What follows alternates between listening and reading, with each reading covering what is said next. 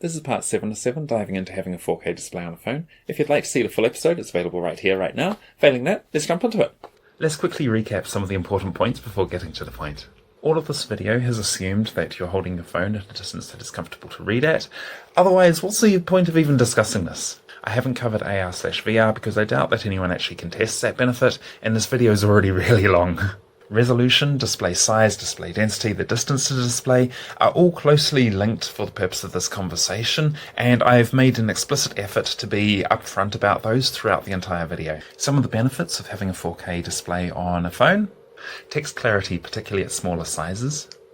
Some of the issues with text clarity on lower resolution displays could actually be addressed with optimizations in the font rendering engine.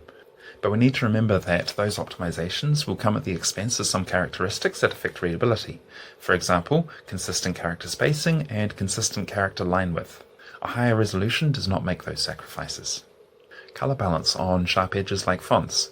Usually, color balance and sharpness on a Pentile display are opposing forces, whereas when you increase the resolution, they're not.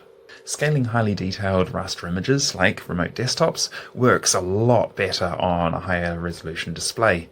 This is important because, let's face it, when you are doing a remote desktop on a phone, you are typically wanting to have text that is actually readable, meanwhile wanting to only focus on a few things at a time, and it is really valuable to be able to lay things out on your desktop and then just pan and zoom around as necessary. Testing what you can actually see. Video and images are not good ways to test what you can actually perceive, because it's very rare that you actually have enough contrast there to actually make use of the resolution. Text and natively drawn vector graphics, for example some live wallpapers, are much better for doing this testing because they naturally have much higher contrast in the edges. And I've written that app to help us quantify exactly what each one of us can and can't see. So in summary, what's the point?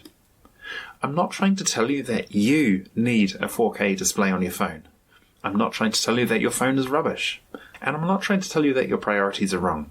What I am trying to tell you is that the rhetoric that a human cannot see the detail of a 4K display at reading distance is just simply wrong. If you can't see the difference, that's fine. Enjoy whatever display you like on whatever phone that fits your priorities best. As for me, I do see the difference, and as you may have noticed, I have other visual challenges that are not focus related. Some days that gets better, some days that gets worse, but it makes sense to me to eliminate as many of the other challenges as possible to give myself the easiest chance of being able to read well.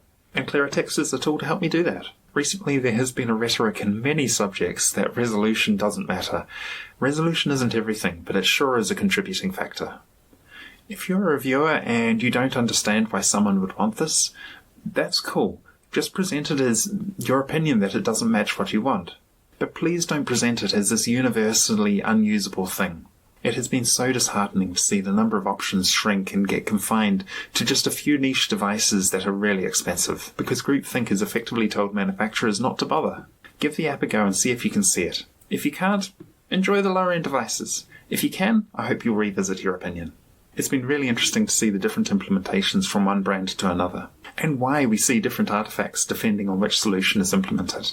The real eureka moment for me was watching family members try my app, and being able to confidently see the detail first go. That was really cool. It was that whole thing of, am I actually insane? And getting that validation was really nice. This project has taken me down many rabbit holes. And there's still quite a few that I haven't explored, and I would love to explore in the future. I don't have time now, but it has been so much fun.